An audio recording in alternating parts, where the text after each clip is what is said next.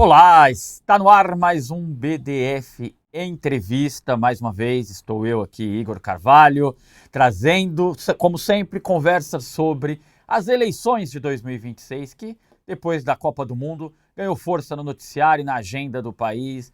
E hoje não será diferente, repercutiremos mais uma vez informações, dados, notícias sobre as eleições. Dessa vez, o papo será com a deputada estadual Dani Balbi, do PCdoB do Rio de Janeiro, a primeira mulher trans eleita na história da Assembleia Legislativa do Estado do Rio de Janeiro e que neste ano terá o desafio de tentar a reeleição a essa cadeira, essa mesma cadeira na Alerj. Dani, bem-vinda, muito obrigado por aceitar nosso convite. Obrigada, Igor. É um prazer estar aqui com todas e todos vocês, essa audiência maravilhosa e qualificada, especialmente para debater o Rio de Janeiro, poder prestar contas um tantinho daquilo que a gente fez nesses 3 anos e meio na Assembleia Legislativa aqui do Estado do Rio e pensar a conjuntura, traçar perspectivas. Legal. Dani, muito bom conversar contigo. É bom conversar sempre com quem faz história, com quem protagoniza, com quem puxa movimentos. Eu queria saber como foi. Estamos aqui diante da primeira mulher trans eleita na história da Alerj. A Alerj tem uma tradição de embrutecimento da política, tem uma tradição de conservadorismo, eleição de quadros ligados à violência institucional do Rio de Janeiro, à extrema-direita do Rio de Janeiro. Eu queria saber como é que foi essa experiência, esses 4 primeiros anos à frente dessa cadeira na Alerj. Olha, Igor, a Alerj, e particularmente o Rio de Janeiro, não são para amadores. Digo que nos últimos anos a Assembleia Legislativa do Rio de Janeiro tem sido tomada pela extrema-direita, como todo o estado do Rio de Janeiro. O Rio de Janeiro é um balão de ensaio, infelizmente, muito bem sucedido no que se refere a avanço da extrema-direita em posições de poder estratégicas, inclusive, mas especialmente com uma desqualificação muito patente dos quadros políticos da direita tradicional e, por conseguinte, com abertura de espaço para quadros da extrema-direita. Então, foi muito desafiador, sim, ocupar uma vaga na Assembleia Legislativa, especialmente sendo uma mulher comunista, negra, transexual, de periferia, com uma agenda muito ligada a todos esses movimentos, a esses segmentos, com uma agenda ideológica e politicamente muito negritada nesse sentido, ocupar a presidência da Comissão de Trabalho, avançar em pautas importantes, tentar barrar o avanço de retrocessos como interdições para a comunidade LGBTQIA+, dificuldade em relação à manutenção das políticas de ação afirmativa para pessoas negras em determinados espaços, como as universidades, mas também concursos públicos, a defesa intransigente da classe trabalhadora, especialmente no que se refere ao aumento dos postos de trabalho e a apreciação do valor da remuneração, da renda do trabalho, dos salários, no Rio de Janeiro particularmente, que foi uma das nossas maiores campanhas permanentes contra o patronato organizado no governo de Cláudio Castro, porque é bom que se diga que há uma face detratória, tacanha, canhestra, grotesca da extrema-direita, mas há também um núcleo ideológico neoliberal fortíssimo, alinhavado com os interesses da elite e do capital brasileiro, que aqui no Rio de Janeiro, não sei se mais do que em outros estados da federação, mas certamente no maior nível visto historicamente, tem se convertido nos interesses do rentismo e, portanto, na reprimarização da economia e na financiarização do fluxo de capital, portanto, frontalmente oposto àquilo que a gente entende como desenvolvimento econômico, com o protagonismo da classe trabalhadora, que tem impacto na dificuldade de aumento efetivo dos salários, do salário mínimo do Estado do Rio de Janeiro, mas também uma rigidez muito grande em relação à remuneração, à renda do trabalho. Então, foram muitas agendas em defesa da ciência e da tecnologia. Nessa legislatura, eu, como professora universitária, tive de me embater diretamente com projetos que tentavam, por exemplo, privatizar a Universidade do Estado do Rio de Janeiro, ou diminuir o fluxo de orçamento para a FAPERJ ou outras instituições que enfatizam a ciência no Estado do Rio de Janeiro e hidratam o nosso sistema de ciência e tecnologia. Então, foi muito desafiador, sim, mas nós obtivemos algumas vitórias e conseguimos, pelo menos em perspectiva ampla, barrar o projeto máximo da extrema-direita aqui para o Rio de Janeiro. O nosso desafio agora é derrotá-la.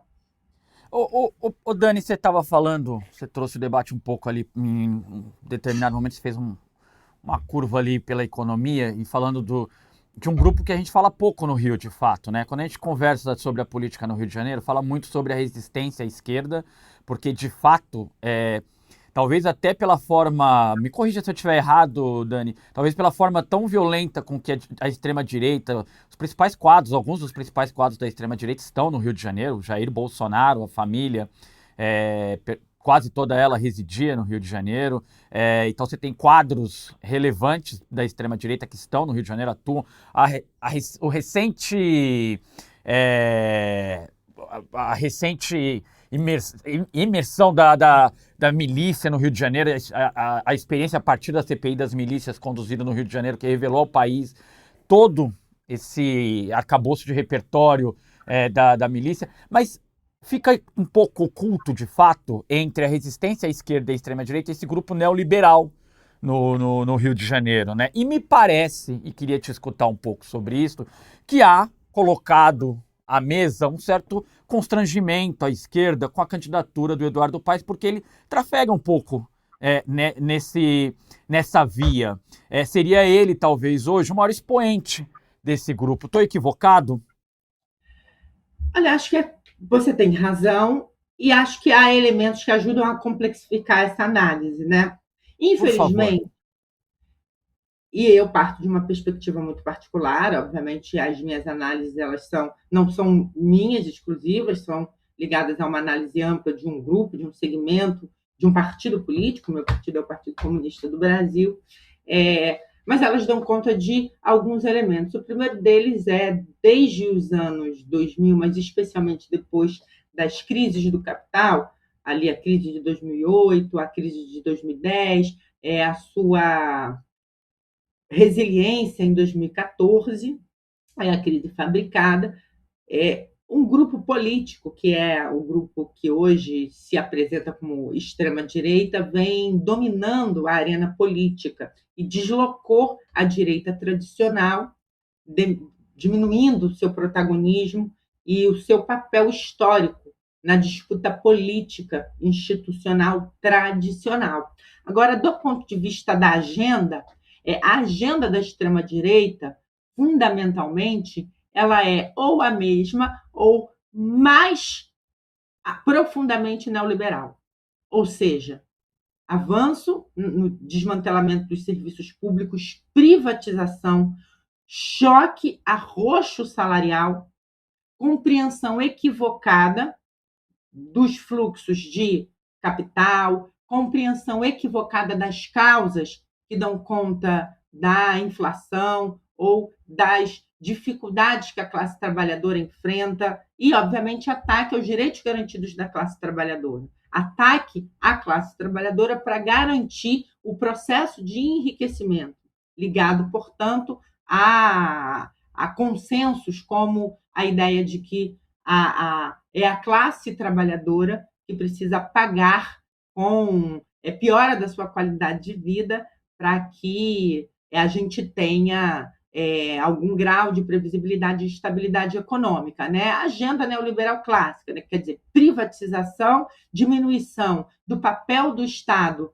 na economia, diminuição da capacidade de intervenção do Estado, de gerar demanda, de estabilizar preços, de desenvolver fronteiras tecnológicas. E o Estado do Rio de Janeiro, não sei se mais do que São Paulo, né? A gente tem feito algumas comparações importantes, mas tanto quanto São Paulo e outros entes da federação, se tornou um laboratório de práticas neoliberais, de retrocessos neoliberais importantes né, do ponto de vista da gestão do orçamento público e da máquina pública. Cláudio Castro é isso. O que fica mais evidente é a fragilidade política de Cláudio Castro, e essa fragilidade política permite com que determinados grupos econômicos agendem o seu governo, no caso, grupos ligados às federações patronais, grupos que não têm, que, apesar de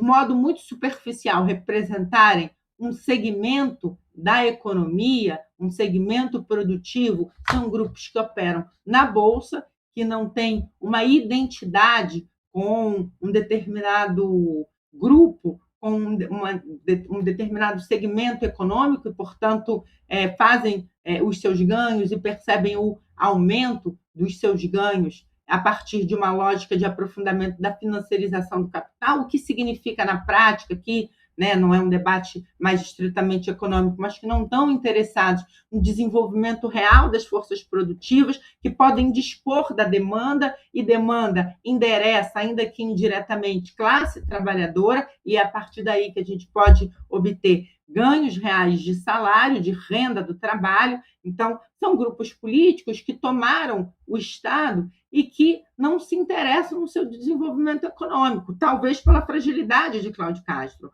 uma figura política crua, inexperiente, que foi dominada pelos acordos que se manifestaram nos esquemas de corrupção para perpetuar essa lógica cartelista do Estado do Rio de Janeiro, que é muito longa, que é muito profunda, que deita raízes no chaguismo, mas antes mesmo do chaguismo, a partir da transferência da capital do país para Brasília, e depois da fusão, e depois da naturalização da lógica de organização de feudos e portentados locais que vão ocupando a Assembleia Legislativa até o momento em que a gente pode identificar um partido da Assembleia Legislativa com uma força muito grande de agenda, de pressão sobre o Executivo, inclusive como trampolim político para os próximos governadores, para a ocupação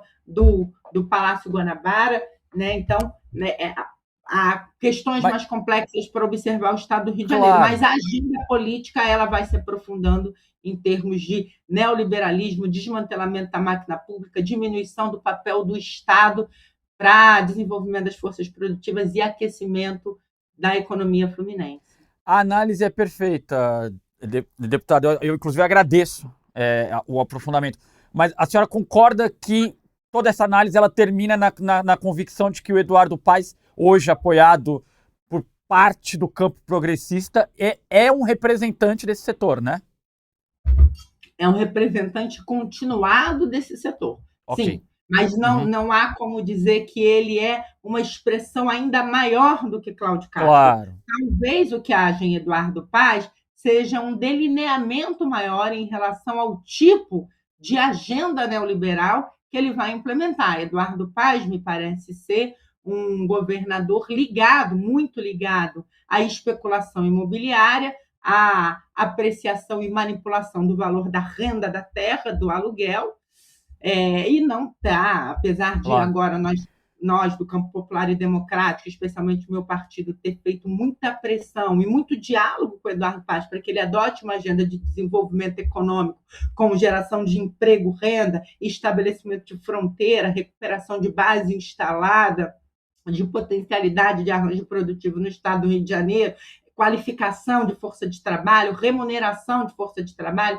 emprego de força de trabalho qualificado, de tecnologia, para que a gente produza produto com valor agregado no Estado do Rio de Janeiro, né? Sempre convocando a classe trabalhadora como ativo importante, ativo que recebe remuneração, que recebe salário, integrando as universidades, enfim, esse é o programa que o PCdoB apresentou ao Eduardo, e ele tem dialogado no sentido de fazer inflexões ao seu programa e aquilo que ele representou como um gestor, entre aspas, eficiente ao neoliberalismo na cidade do Rio de Janeiro, para adotar parte do nosso programa, para que a gente possa fortalecer essa coalizão, não com aquilo que ela tem de mais importante, que é derrotar a extrema-direita e impedir o avanço da extrema-direita, mas para dar um passo além de recuperação do Estado do Rio de Janeiro para a classe trabalhadora. Dani, toda vez que eu vou entrevistar uma parlamentar, principalmente se é uma mulher negra no Rio de Janeiro, me provocam a falar sobre Marielle Franco, né? E eu fiquei esses dias pensando, conversando justamente com uma amiga aí do Rio de Janeiro. Eu acho sempre emocionante ver que você ontem estava com a Benedita. Acho sempre emocionante ver Benedita viva, fazendo política ativa, mobilizando pessoas, mobilizando a juventude. E acho sempre bom dizer que Benedita da Silva é a última governadora não investigada e não presa da história recente do Rio de Janeiro, desde a redemocratização. Somente ela e Leonel Brizola não foram investigados ou presos desde a redemocratização, após ocuparem o cargo de governantes do Rio de Janeiro. Porém, me parece um pouco triste que quando falemos sobre mulheres em ascensão no Rio de Janeiro, mulheres negras em ascensão no Rio de Janeiro, primeiro se venha a referência a Marielle Franco, não pela figura da Marielle Franco, mas pelo crime, né, que é o maior crime político desse século no Brasil. Você consegue dimensionar já o tamanho desse atentado, o tamanho desse crime político para a história brasileira, Dani?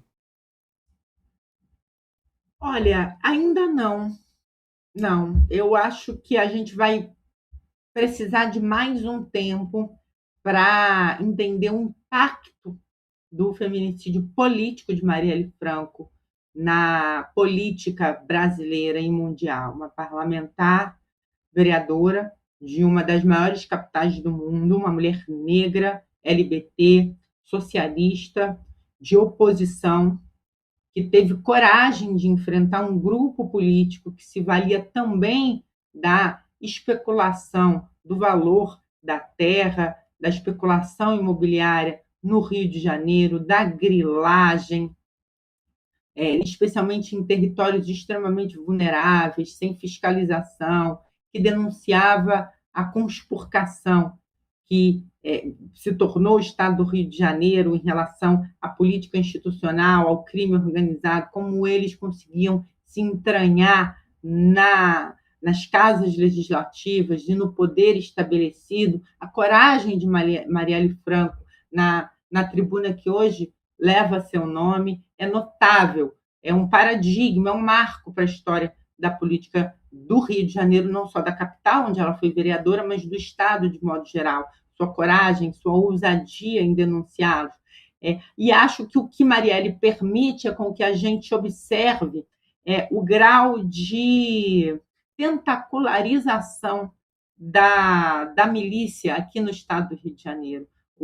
E a sua também sensação de impunidade, o quão a milícia se julgava, né, e como ficou provado depois que ela tinha relações com a Polícia Civil, com os investigadores, né, enfim, com políticos tradicionais que a gente já sabia, mapeava, mas a rede de corrupção das instituições que o infeliz assassinato, feminicídio político de Marielle Franco expôs para nós, demonstra o quão o Rio de Janeiro precisa de outro projeto, precisa de uma força das organizações de esquerda, das entidades de esquerda, dos movimentos do campo popular e democrático, com a agenda da segurança pública aqui no Rio de Janeiro, mas especialmente a agenda contrária ao domínio dos territórios, à exploração comercial dos territórios, à interdição do direito de ir e vir, é fundamental e deve continuar sendo fundamental nos próximos anos, porque sem ela não há nada. A gente pode conduzir ótimas ações em todos os movimentos, em todas as frentes, mas esta agenda impede, por exemplo, com que a gente dialogue de forma direta com parcelas da classe trabalhadora que estão concentradas na zona oeste da cidade do Rio de Janeiro ou na Baixada Fluminense aqui do estado do Rio de Janeiro.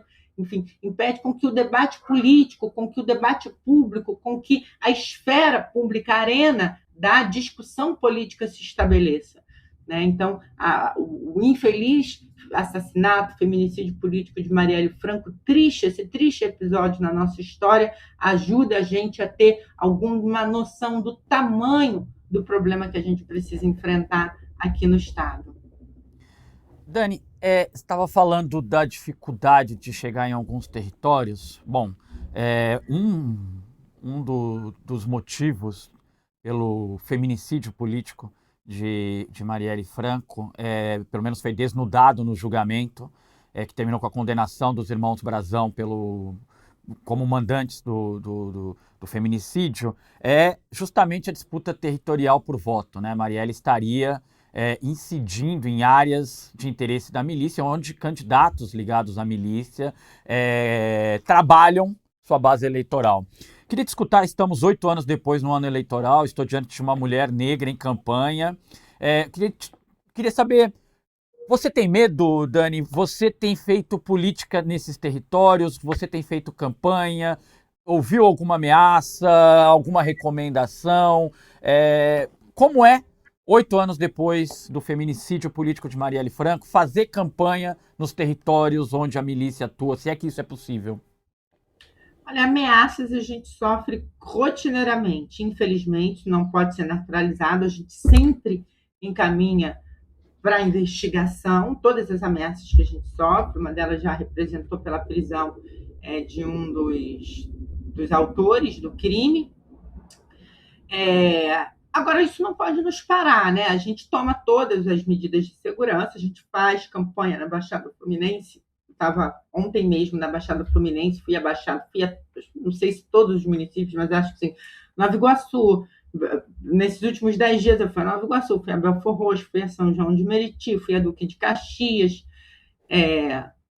e vou voltar a esses lugares e a gente tem de tomar as seguranças, enfim, eu solicitei segurança, solicitei agentes de segurança para me acompanharem, especialmente em função das ameaças recorrentes que a gente vem sofrendo, solicitei proteção veicular, uma série de elementos, de aparatos mínimos de segurança para quem vem sendo constantemente ameaçado, mas isso não pode nos calar, né? Se nós optarmos por não fazer política em determinado território, a gente vai dar a eles a vitória, né? A gente não pode sucumbir a tudo que eles fazem para tentar nos calar, inclusive em nome do legado de Marielle Franco, que em momento nenhum, até o último dia da sua vida, denunciou, não sucumbiu. Nós temos o dever de fazer isso, de levar isso além. Claro que nós tomamos todas as medidas de segurança à nossa disposição, né? Eu fiquei... Qual é o tamanho hoje, Dani? Imagino que vocês estejam se debruçando sobre isso. Qual é o tamanho de impacto de redes sociais numa campanha hoje? Já é possível ganhar uma eleição só com rede social? Você que é uma influenciadora também, né? São mais de 100 mil seguidores somente no Instagram, né? Olha, não, assim, eu até tomo isso como um elogio, mas eu vou dizer o seguinte, não para nós de esquerda, não eu vejo que seja capaz. Primeiro porque a gente não domina a lógica da manipulação algorítmica, a gente não domina a infraestrutura dessas redes. A gente está nas redes ocupando-as em resistência, né? Elas são dominadas pelas big techs, são operadas por empresas, por ideólogos alinhados à extrema-direita no mundo inteiro, né? Se não alinhados diretamente, coniventes.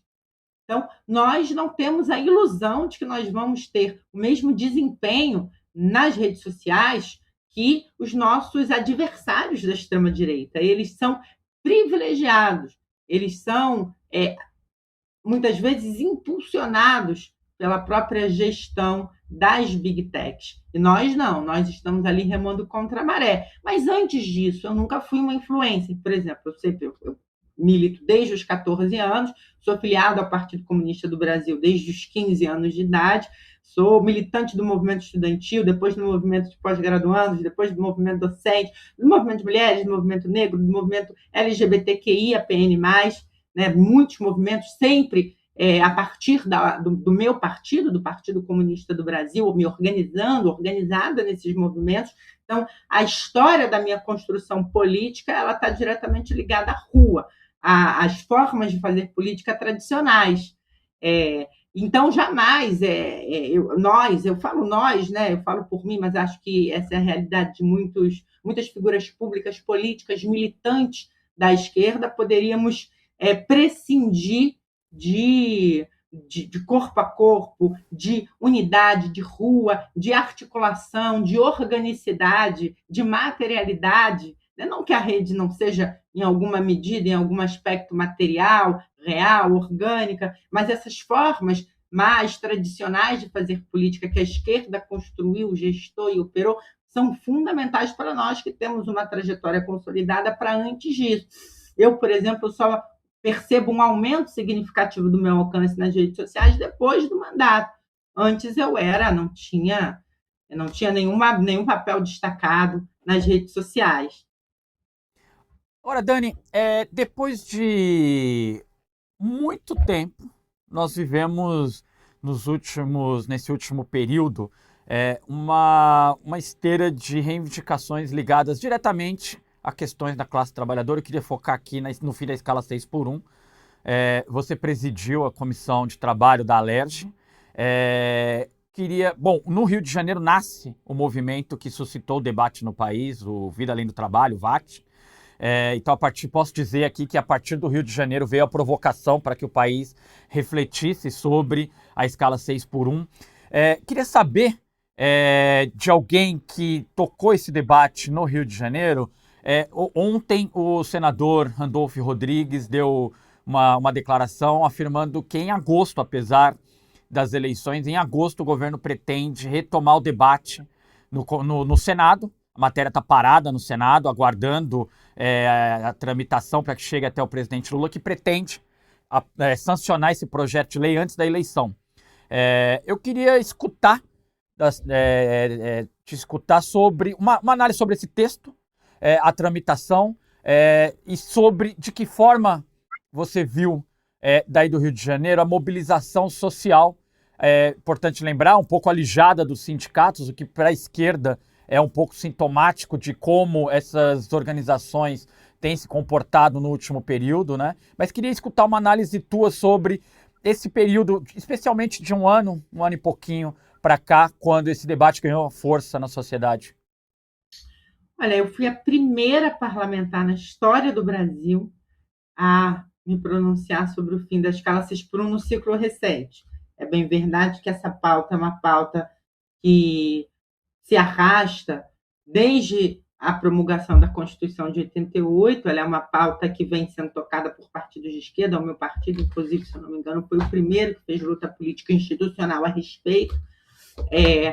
Mais recentemente, com o protagonismo do querido camarada Rick, eu fui a primeira parlamentar no Brasil a receber o Rick no meu gabinete, ele sabe disso. Eu fui a primeira, ainda em 2023, a falar do movimento VAT, a falar do fim da escala 6x1, a repercutir as ações do Rick. Recebi-o com todo carinho e a nossa relação se estreitou. Ele é uma liderança política muito importante, o movimento VAT. Ele é um movimento orgânico, ele é um movimento que, diferente de outros movimentos ou de outras bandeiras que tiveram mais ou menos sucesso, nasce do seio da classe trabalhadora.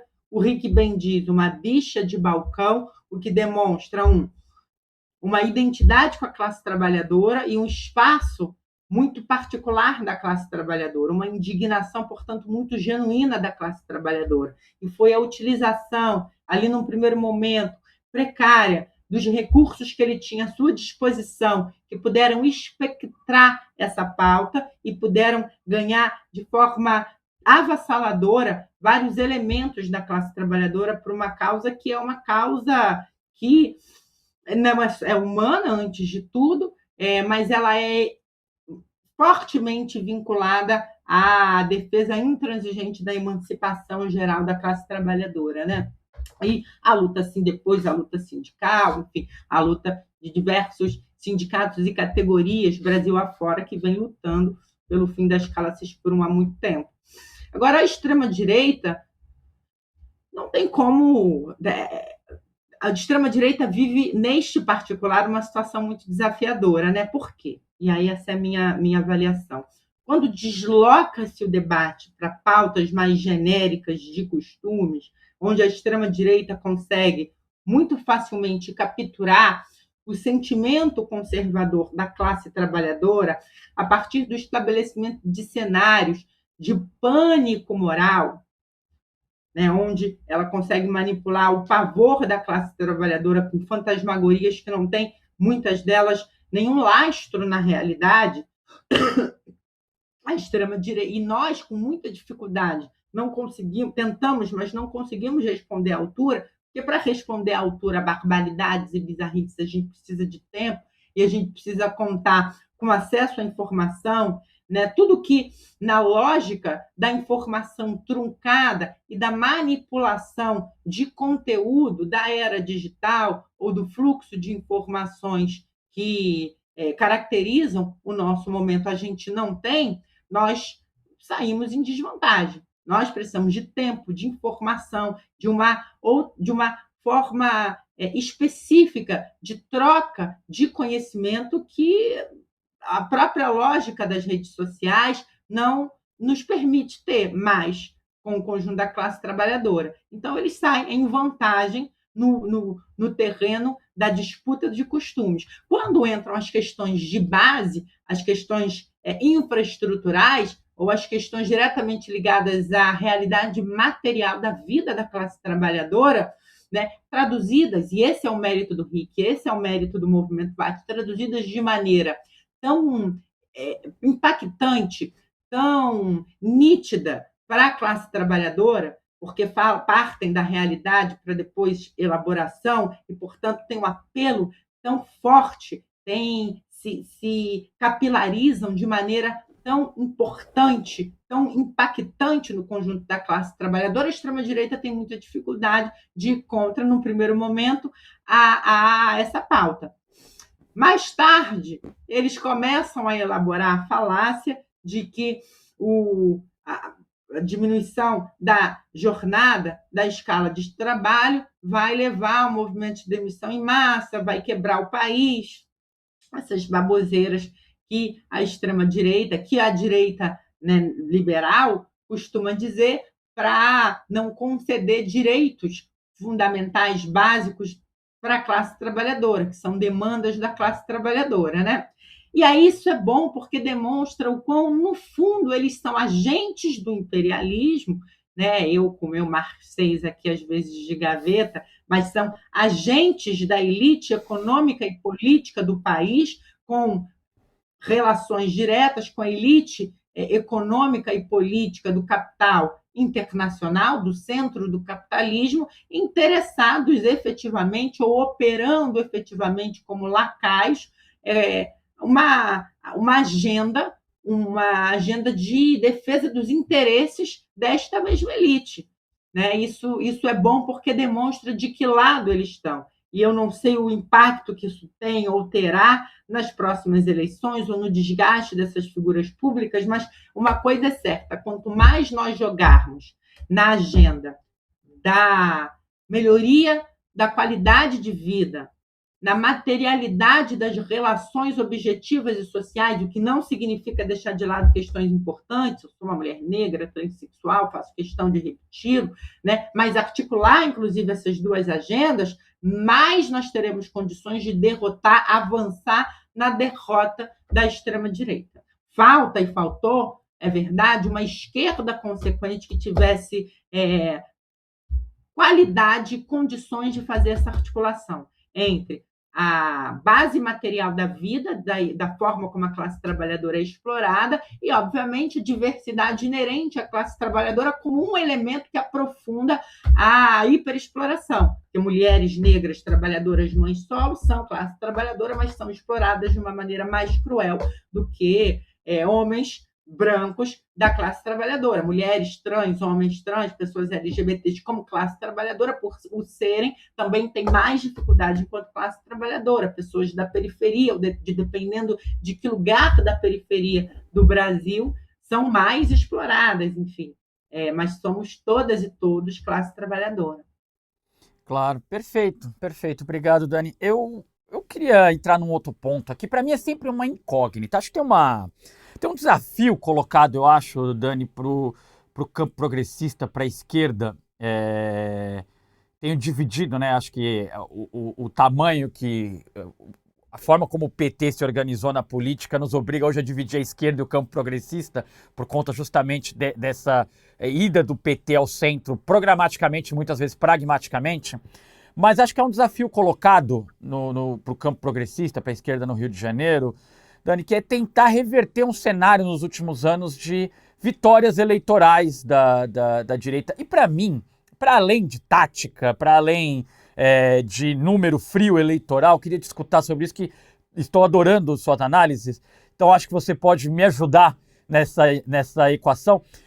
Por que o Rio de Janeiro, com a sua história ligada às artes, com a sua história ligada à capital do samba, às festas populares, por que o Rio de Janeiro se tornou um espaço tão conservador na hora de votar? Por que o fluminense ele é tão conservador no voto, tendo as características sociais, culturais, sociológicas que o Rio de Janeiro tem? Essa é uma pergunta de bilhões. Olha, eu conheço a história do Rio de Janeiro, tenho me aprofundado mais em pensar o Rio de Janeiro, a sua história, as suas contradições. Acho que são influxos da própria política, né? Primeiro, o Rio de Janeiro, apesar de, na década de 80, e um pouco no início da década de 90, ser um estado que dava vitórias importantes a elementos da esquerda, como, por exemplo, foram as vitórias de Brizola, aqui na capital, ele nunca foi exatamente um estado uma região onde todas essas questões fossem resolvidas de forma harmônica e efetivamente, né?